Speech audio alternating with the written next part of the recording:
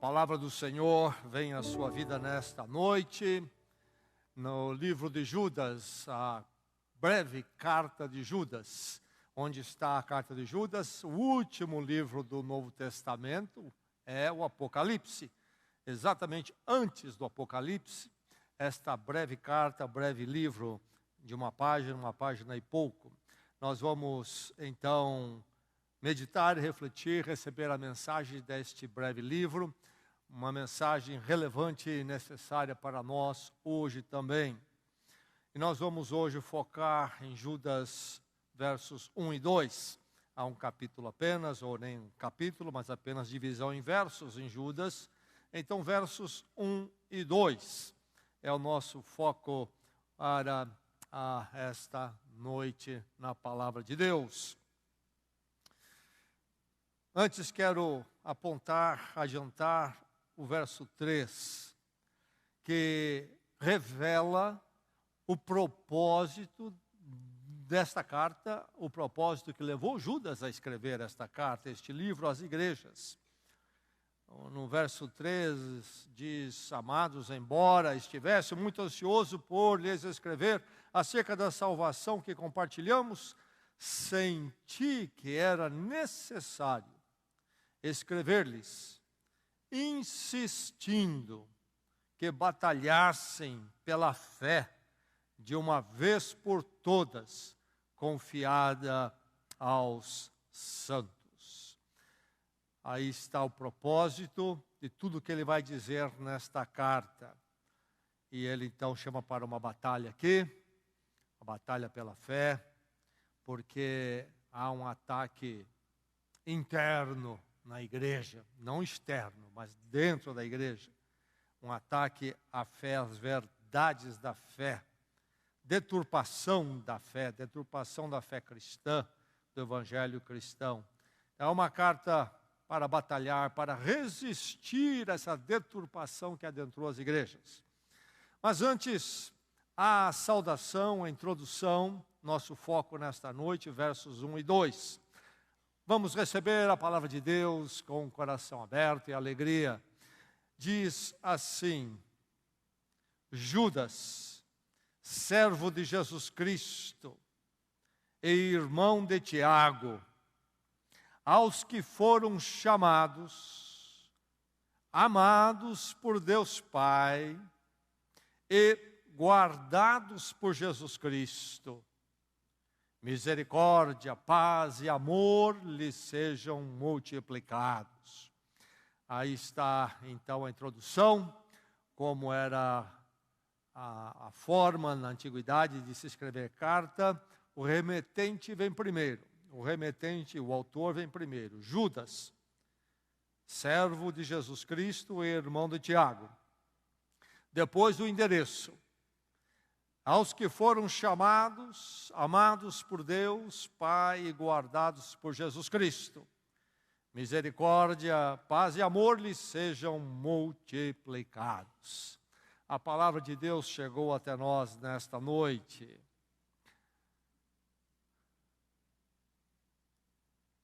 No preparo de soldados para qualquer exército no mundo, um dos primeiros passos é verificar que o soldado entenda a sua identidade e se comprometa com ela.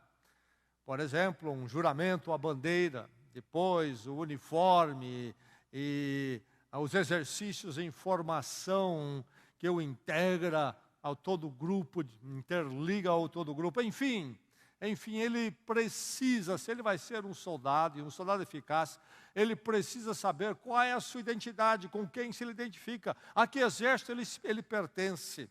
Se ele não souber, ele poderá ficar confuso no meio da luta. Por quem que eu luto? Que lado eu tomo aqui no meio dessa batalha? E ele, conhecendo a sua identidade, ele vai também sentir-se mais capaz, preparado, mais forte. Eu não luto sozinho, eu pertenço, eu sou identificado com um exército capaz para a luta. Antes de ir à batalha aqui, no verso 3, o autor Judas nos coloca numa batalha, nos coloca num exército. Primeiro, nos versos 1 e 2, nós temos aqui a questão da nossa identidade. Antes de levar-nos à batalha, primeiro a identidade. E eu e você, então, também, se é que vamos batalhar pela fé, precisamos nos conscientizar da nossa identidade. Conscientize-se dela. Seja bem consciente, firme-se nessa identidade. Saiba a quem você pertence, a que luta você pertence, por quem você luta, com quem você luta. Conscientize-se disto. A identidade dele aqui se manifesta em algumas formas e também se manifesta para nós mesmos. Quem nós somos, como ele era e os irmãos da antiguidade aqui eram. Identidade de servo, isso mesmo, identidade de servo. Ele vai dizer que ele é servo de Jesus Cristo. Mas para dizer isto, note primeiramente a humildade dele. Servo tem que ser humilde. A humildade dele. Ele vai dizer que ele é irmão de Tiago. Ele escreve para as igrejas se identificando. Sou irmão de Tiago. Qual a importância disso para nós e na palavra de Deus em termos da nossa identidade? Bem, ele é Judas, irmão de Tiago. Nós temos no Novo Testamento pelo menos 5 Judas. Alguns apontam mais um ou dois além disso, mas é mais comum entendido que há 5 Judas. Aparece nas páginas do Novo Testamento personagens com o nome Judas. Então, um nome que não era tão incomum. Há o Judas de Damasco, há o Judas Barsabás, há o Judas Iscariotes, aquele que traiu Jesus Cristo, era um dos discípulos ali mais próximos. E há também entre os discípulos de Jesus, não só o Judas Iscariotes, mas também o Judas Tadeu, também apresentado no Evangelho de João, no capítulo 14, como filho de Tiago, não irmão de Tiago, filho de Tiago. Então, nós temos esses 4 Judas aí. Mas, aqui nesse texto, ele não é nenhum destes, ele é irmão de Tiago. Nós sabemos pelos evangelhos que Jesus teve pelo menos 4 irmãos. Marcos, capítulo 6, verso 3, diz-nos que ele tinha Jesus tinha o irmão Tiago, podemos dizer meio-irmão, não é verdade? A mãe única, mas não o mesmo pai. Tiago, José, Simão e Judas. Aí está a lista de irmãos de Jesus. Começa com Tiago, passa por José, passa por Simão e finalmente Judas. E entendem os intérpretes que nesta ordem aqui também está implícito a ordem de nascimento. Então Tiago seria o mais velho. Judas seria o primogênito, o mais novo. E ele então se identifica como irmão de Tiago.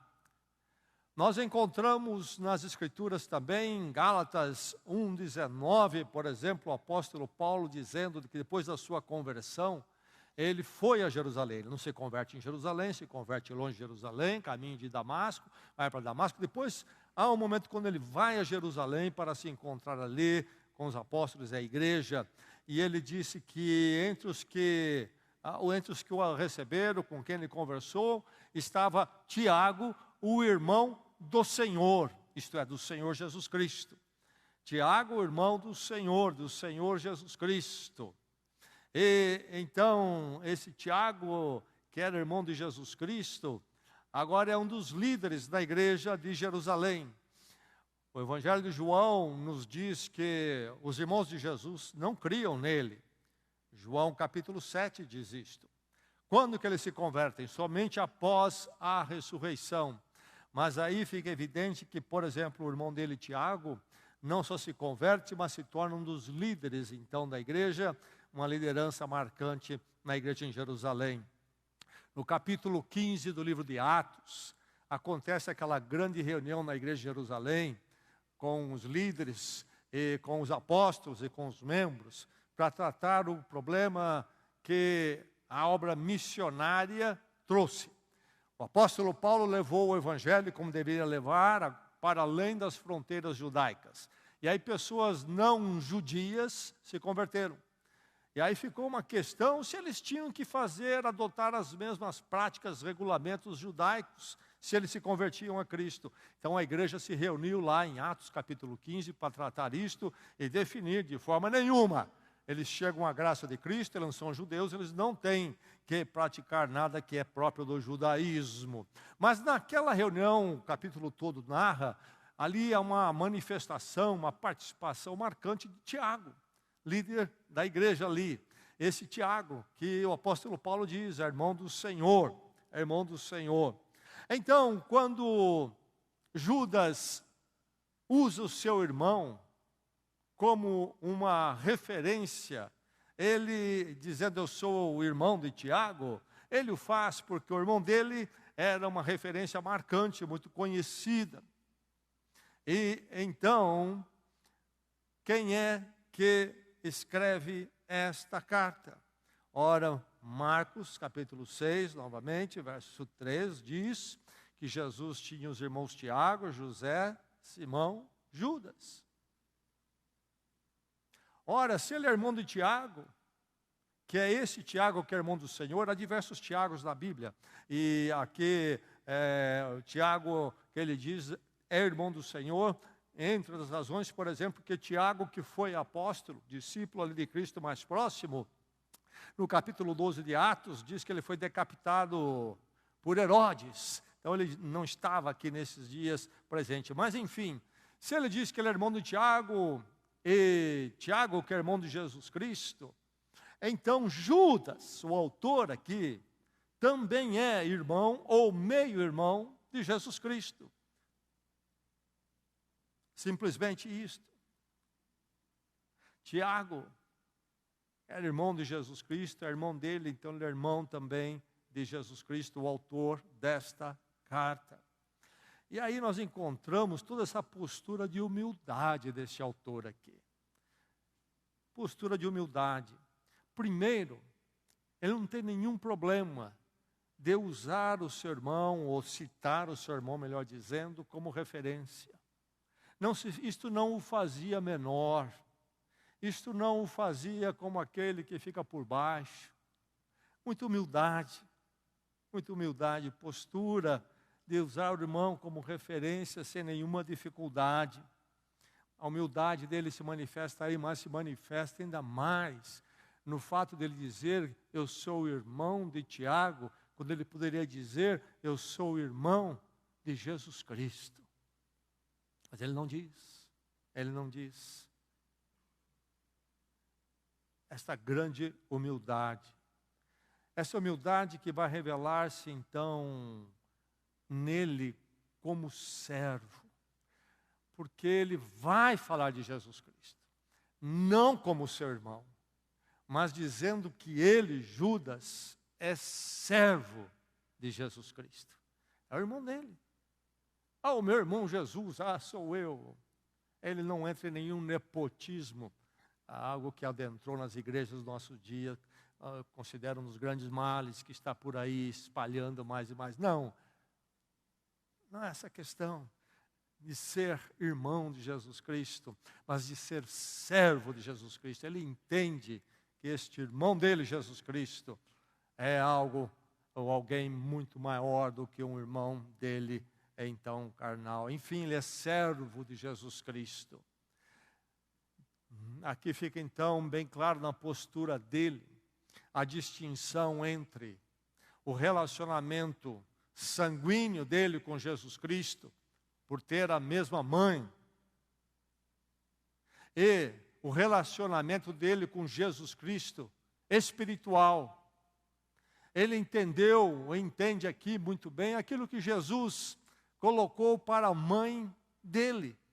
Quando lá em Caná da Galileia, no Evangelho de João capítulo 2, lá naquele casamento, falta o vinho, e a mãe de Jesus vem para Jesus Cristo informar que falta o vinho, e certamente pensando que se ele podia fazer alguma coisa, e Jesus Cristo diz ali a ela, mulher, o que tenho eu contigo, não chegou ainda a minha hora. não é que Jesus não a respeitava como mãe, enquanto homem, ser humano, mas ali, quando Jesus, então, faz o seu primeiro passo de revelar a sua glória, o primeiro sinal miraculoso que ele faz, iniciando sua vida pública para o qual ele veio, ele está colocando as coisas no devido lugar. O relacionamento sanguíneo dele com a mãe dele não tem nada a ver, não tem nenhuma ascendência sobre aquilo que ele era espiritualmente, Deus conosco, nosso Salvador, o Messias. E Tiago respeita bem isto aqui e reconhece. Jesus não é aquele que simplesmente foi, enquanto crescia, meu companheiro de infância, talvez de dividir quarto para dormir. Eu sou servo dele. Ele é o Senhor, então. E aí, a palavra servo, note bem, o que é esta palavra servo? A palavra servo que ele usa aqui, na língua original da carta, do grego, é escravo. É uma palavra forte. Não é empregado, por exemplo, como nós diríamos nos nossos dias. É escravo, aquilo que nós não temos mais em nosso país. É esta palavra que ele usa. Sou escravo de Jesus Cristo. Veja o entendimento dele, a quem lhe serve. É você escravo de Jesus Cristo ou não? Jesus Cristo não está aí para ser apenas mais um amigo nosso, mais um chegadão. Um chegado que tem algum poder, no qual nós usufruímos. Ele é Senhor. Senhor é aquele que tem o domínio sobre o escravo, aquele que possui o escravo. Judas não tem nenhum problema com isso. Judas conhece a sua identidade. Na verdade, todo ser humano é escravo. Todo ser humano é escravo. A questão não é se alguém não é escravo, a questão para nós é de quem eu sou escravo. Quem toca música, que música eu sigo, que fala ao meu coração, que me molda, que me dá a direção, aquilo que conduz os meus caminhos, meus pensamentos, minhas escolhas. Todo mundo tem, todo mundo acaba servindo algum ídolo por aí. E aí então, são escravos dos piores senhores que poderiam ter, senhores que acabam consumindo, destruindo as suas vidas. Abençoado é aquele que pode dizer: fui liberto de todas as escravidões para ser escravo de Jesus Cristo. É aí que nós encontramos então aquele que pode nos conduzir nossas vidas, tudo que nós temos, para o caminho edificante e o caminho edificante eternamente. É preciso se conscientizar da identidade. Servo. Mas não somente servo, ele avança na identidade falando agora aos que recebem a sua carta. E aí, certamente, então ele se inclui. Aos que foram chamados. Aos que foram chamados. Ele está dizendo que o povo de Deus em Cristo, nas igrejas, são o que são, porque foram chamados. E aí precisamos entender essa questão do chamado nas Escrituras, no Novo Testamento em particular. Chamado dentro do Evangelho, da verdade do Evangelho, no Novo Testamento, nas cartas apostólicas, não é ser convidado. Podemos usar a palavra chamado em diversos sentidos, não é mesmo? Mas nas Escrituras, quando fala de nosso encontro com Deus, não é que nós somos convidados. Você gostaria? Deus olhou para mim, na voz do Espírito Santo, você gostaria por um acaso? Você gostaria de vir? Não, nós somos atraídos de forma irresistível. Esse é o conceito de chamado. Nós somos chamados. Identidade minha. Um dia Deus me chamou em Cristo. Isso me marca, isso me identifica. No nosso país, o serviço militar é obrigatório. Todos, cidadãos, sexo masculino, pelo menos por enquanto, são obrigados a se alistar no Exército. O Exército pode fazer essa convocação, não faz convites. O Exército não faz convites. Nós somos por Deus atraídos, chamados. O apóstolo Paulo deixa isso muito claro quando ele escreve a sua carta à igreja em Roma, a carta aos Romanos, no Novo Testamento. Capítulo 8, verso 28, ele diz o que? Sabemos que Deus age em todas as coisas para o bem daqueles que o amam, dos que foram chamados de acordo com o seu propósito. E ele continua no verso 30 dizendo, aos que predestinou também chamou, aos que chamou também justificou, aos que justificou também glorificou. Veja o conceito de chamado poderoso que aparece no ensino apostólico. Jesus Cristo falou sobre o chamado. No Evangelho de João, capítulo 10, é o capítulo do bom pastor. Ele se apresenta como pastor e nos identifica de forma metafórica como ovelhas. Somos ovelhas do seu aprisco. Ele é o nosso pastor. E aí no seu discurso lá, usando essas figuras, no Evangelho de João, capítulo 10, no verso 27, ele vai dizer, as minhas ovelhas ouvem a minha voz, isto é, o meu chamado. Eu as conheço, e elas me seguem, e eu lhes dou a vida eterna. É um fenômeno interessante no pastoreio de ovelhas, especialmente no Oriente Médio, como as ovelhas conhecem e seguem a voz do pastor. É algo que sempre impressiona as pessoas. E Jesus vai buscar essa figura para dizer, as minhas ovelhas ouvem minha voz. Se as ovelhas de Cristo ouvem a voz dele, é porque ele chama, senão não teria voz para ouvir. Chamado.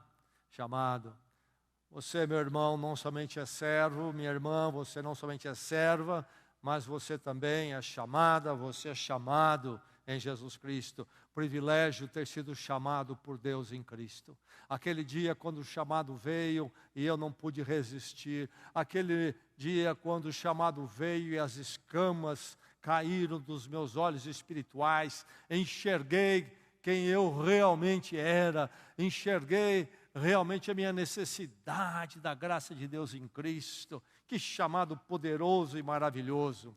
A verdade é que este chamado é a esperança para todo pecador, porque o chamado de Deus é algo que nenhuma barreira humana maligna pode resistir.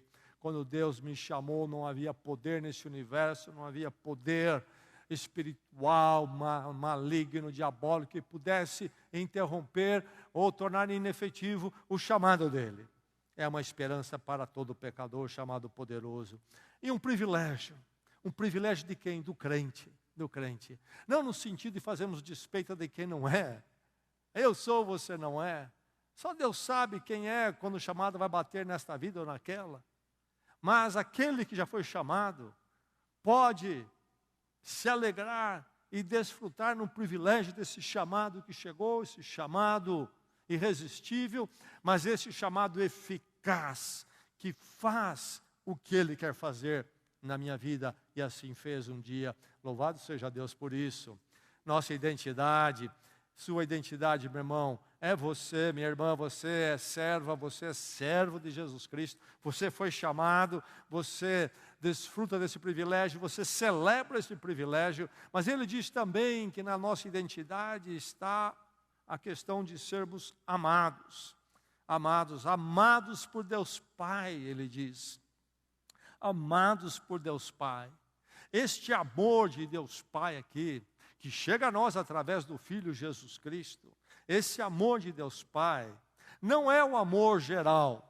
Por exemplo, em João, capítulo 3, verso 16, diz aquilo que a maior parte de nós conhece: Deus amou o mundo de tal maneira que deu o seu Filho. E aí podemos falar então de um amor geral. Deus amou a humanidade de tal maneira que deu o seu Filho. Mas aí ele vai colocar: para que todo aquele que nele crê. Deus amou a humanidade, mas para todo aquele que nele crê, não pereça, mas tenha vida eterna. E aí então nessa segunda parte nós temos o amor, o ser amado de forma específica. Este então, amados por Deus Pai aqui, ele está se referindo àqueles que responderam ao chamado de Deus em Jesus Cristo, ao amor de Deus em Cristo. Então este amor de Deus aqui é específico, é filial, Ainda no Evangelho de João, no capítulo 1, versos 12 e 13, o autor do Evangelho diz, ele diz primeiro que Jesus veio para os seus e os seus não receberam, falando do povo judeu. Mas aí continua: contudo, aos que o receberam, aos que creram em seu nome, deu-lhes o direito de se tornarem filhos de Deus, os quais não nasceram por descendência natural, nem pela vontade da carne, nem pela vontade de algum homem, mas nasceram de Deus. Quem é que nasceu de Deus? Aos que o receberam a Jesus Cristo. E aí se tornaram filhos de Deus. Filhos de Deus. Podemos usar essa expressão filhos de Deus de forma genérica. A sociedade usa muito, falando de que todos os seres humanos são filhos de Deus. Mas tecnicamente nas Escrituras há uma distinção. Tecnicamente nas Escrituras falaríamos: todo ser humano é uma criação de Deus. Mas filho de Deus, somente aqueles que o receberam, os que creram no seu nome. Diz aqui: deu-lhes o direito. Somente a esses foi dado o direito de se tornarem filhos de Deus. O amor de Deus, específico, o amor filial, amados por Deus Pai, escrevendo então a crentes, aos que receberam a Cristo, os que creram no seu nome, os que foram chamados. Você, meu irmão, minha irmã, é simplesmente um amado, uma amada do Senhor, mas neste amor medido pela cruz, que pode tornar você em filho de Deus através de Jesus Cristo. Deus o ama e o ama tremendamente. Na primeira carta de João, o mesmo autor, então, entendemos do Evangelho de João, no capítulo 4, verso 16, diz: assim conhecemos o amor que Deus tem por nós e confiamos nesse amor. Deus é amor. Conhecemos o amor que Deus tem por nós e confiamos nesse amor. Deus é amor. Minha identidade, não somente sou servo de Jesus Cristo, não somente fui chamado nesse chamado tremendo, poderoso, especial, a sua graça em Cristo, mas também sou amado e amado plenamente por Ele. O mundo pode me desprezar, as pessoas podem me ignorar, e talvez minha vida pode até ser marcada na minha história por relacionamentos, momentos, tempos da minha vida, quando realmente fui menosprezado, fui ferido, mas eu não preciso ficar à mercê de atitude de pessoas humanas que tiveram à minha volta de forma tão maligna. Porque se eles fizeram isso comigo, alguém muito maior do que eles me amou em Cristo até a cruz e continua me amando. Ele é a minha referência. Não vou me identificar, não vou me definir por aquilo que as pessoas pensam de mim, fazem de mim. Minha identidade está no amor do Pai. O meu valor vem deste amor que me amou e me ama. E aí eu encontro a saúde para minhas emoções, meu estado íntimo, meu estado mental até. Que identidade profunda. E a identidade também diz que algo que marca o crente, nos marca, é ser guardado. guardados por Jesus Cristo. Guardados por Jesus Cristo. Temos esta preposição por, mas há um debate porque poderia ser traduzido também como para Jesus Cristo. Ou as duas podem ser verdade, se complementam. Guardados por Jesus Cristo, guardados para Jesus Cristo. O fato é que a nossa vida em Cristo, o nosso Senhor, do qual somos servos, é uma vida que está guardada. E a palavra, o termo guardado, é um termo forte. Protegido, mantido, preservado, guardados por Jesus Cristo. Meu irmão, minha irmã, você é simplesmente aquele que é guardado pelo Senhor. Ainda no Evangelho de João, capítulo 10, novamente aquele capítulo sobre o bom pastor, o pastor Jesus Cristo, e nós como ovelhas. No verso 28, Jesus diz: as minhas ovelhas me seguem, eu lhes dou a vida eterna, e elas jamais perecerão, ninguém as poderá arrancar da minha mão. Meu Pai que as deu para mim é maior do que todos, ninguém as pode arrancar das mãos de meu Pai. Ninguém pode as arrancar das minhas mãos, somos guardados por Jesus Cristo. A obra de Deus em Cristo em nossas vidas é algo que está fechado às 7 chaves e vigiado com os poderes celestiais, de forma que ninguém vai poder tirar isso de nós. Somos guardados, isso me marca. Isso me define, é a minha identidade. Em Efésios, carta do apóstolo Paulo à igreja em Éfeso, no capítulo 1, aquele capítulo que tem aquela oração gramatical mais longa da Bíblia, uma construção tremenda, maravilhosa do apóstolo Paulo, cantando a obra da salvação, envolvendo toda a Trindade. Mas quando ele chega no verso 13, no capítulo 1 de Efésios, ele vai dizer: vocês foram selados em Cristo com o Espírito Santo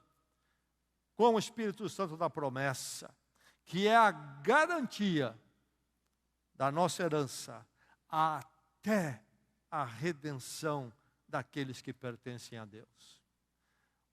Vocês foram selados. Nós já não usamos mais o correio. Esse usamos, em geral, nem tem mais selo. Mas deixe, para aqueles que sabem o que é selo de correio, deixe-me dizer que selo aqui não é selo de correio. Nem selo do que se fazia antigamente para comprovar o pagamento de uma taxa em documento, em cartório. Selo aqui é lacre. Aquilo que se fecha de uma forma que ninguém pode violar, a não ser aquele que está autorizado a fazer isto. Vocês foram lacrados em Cristo Jesus com o Espírito Santo da promessa. E porque estamos lacrados, é que ele pode dizer o restante, que é a garantia da nossa herança até a redenção. Ninguém pode violar o lacre que Deus colocou em nós, o Espírito Santo.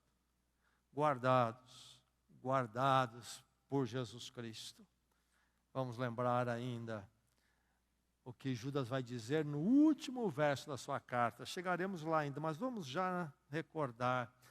O último verso de Judas é o mais conhecido desta carta, aliás, é muito conhecido entre os crentes. É um verso abençoador. É uma doxologia, uma palavra de louvor a Deus. E ele diz o quê? Aquele que é poderoso para impedi-los de cair e para apresentá-los diante da sua glória, sem mácula e com grande alegria, ao único Deus, nosso Salvador, sejam glória, majestade, poder e autoridade, mediante Jesus Cristo, nosso Senhor, antes de todos os tempos, agora e para todo sempre. E assim ele fecha essa breve carta. Aquele que é poderoso para impedi-los de cair, e é poderoso para apresentá-los diante da sua glória, sem mácula, através de Jesus Cristo. Guardado. Isso me define. Minha identidade, a sua identidade, meu irmão e minha irmã Jesus Cristo, servos, chamados, guardados e contemplado, finalmente. Ele conclui o verso 2, dizendo a nós, que somos estes com essa identidade, há uma contemplação maravilhosa, misericórdia, paz e amor. Simplesmente isto. Aliás, Judas trabalha muito, talvez até pela sua cultura judaica, hebraica, ele trabalha muito com tríades, né? 3 elementos. Já vimos 3, chamado, amado, guardado. E agora ele entra com outras 3, misericórdia, paz e amor. E 3 itens, mas que se complementam, se fortalecem quando colocados juntos, se reforçam. E aí está, a nós vem o que? A misericórdia, a atitude de Deus para nós, para conosco em Cristo, que é a atitude maravilhosa. Deus dá o que necessitamos, ainda que não mereçamos. Misericórdia. Deus nos dá o que necessitamos, ainda que não mereçamos. É em Cristo crucificado por nós, a misericórdia de Deus chega às nossas vidas. E por isso, a partir da misericórdia, chega a nós a paz. Shalom. Esse sentir, esse estar completo, intimamente completo. Porque minha vida está em ordem com Deus, em Cristo, minha vida está em ordem com Deus. Apesar de quem eu sou, a misericórdia dele me alcançou em Cristo, e agora eu tenho paz com Deus. Deus olha para mim através da obra de Cristo por mim, e me vê como alguém justificado, em ordem para estar com Ele. E então, também fico em paz diante da vida, de um mundo incerto, que foge dos meus controles, de uma existência que é dentro do tempo e envolve o amanhã, que não me pertence. Paz com Deus em Cristo me dá paz diante do mundo e da existência, porque Deus conhece o amanhã, Deus tem o controle sobre todas as coisas à minha volta. A misericórdia dele em Cristo por mim, sou levado à paz com Deus, que me dá a paz para a vida. E isso tudo, então, me leva a viver no amor de Deus. Misericórdia, paz e amor. Deus é amor, nós já lemos na primeira carta de João. Deus é amor. Somos chamados, meu irmão, somos identificados para uma vida no amor de Deus. Nunca esqueçamos isto. O amor é a essência da fé cristã. Deus é amor. Deus amou o mundo, amou a humanidade de tal maneira. A fé cristã é sobre o amor de Deus. Mas vamos lembrar, nesses dias precisamos sempre lembrar que este amor é qualificado nas Escrituras. Este amor aplicado a Deus, ou Deus que é amor, não é amor em qualquer definição que o ser humano queira dar, conforme lhe convém. Este amor, que é a essência da fé cristã, que está em todas as Escrituras, é definido nas Escrituras, é qualificado. Não é que Deus é um tipo passivo, indolente, para com todo ser humano, não importa o caminho que eles tomem. Não é isto. Isto não é entender Deus é amor. Deus é amor no sentido de que Ele é resgatador. Ele chama o ser humano para deixar os seus caminhos longe dele. Ele chama o ser humano para abandonar um estado onde ele está condenado diante da justiça de Deus, para se voltar para Ele e se entregar em Cristo. É um amor resgatador, é um amor que não se conforma com o nosso estado, é um amor que não aceita os caminhos humanos. Seja aquele que for, Deus ama todo mundo, está tudo bem. Ninguém está errado, todo mundo está certo, Deus ama todo mundo. Não, não, não. É um amor que resgata, um amor que confronta, é um amor que corrige, para mostrar um caminho e colocar num novo caminho.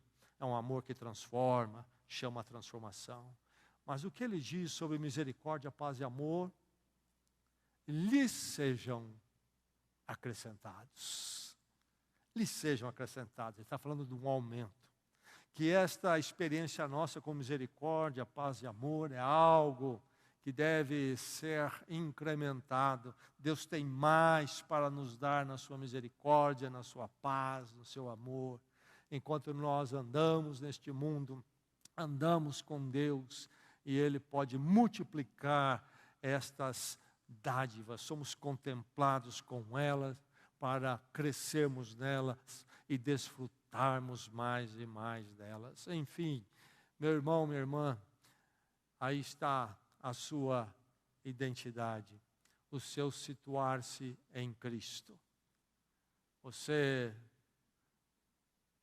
é um servo, chamado, amado, guardado e contemplado com misericórdia, paz e amor para desfrutar mais e mais, cada dia, cada ano com o Senhor.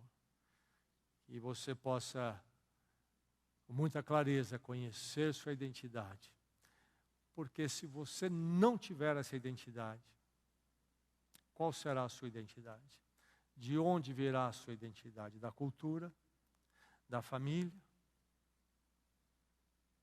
Dos amigos? De um esporte? Da conta no banco? De você mesmo? Para onde você irá para encontrar a sua identidade? Quem é que o define? Abençoado é aquele, bem-aventurado é aquele que pode dizer: minha identidade está em Cristo. Hoje e para sempre, nele e sou dele, pela graça de Deus. Vamos orar?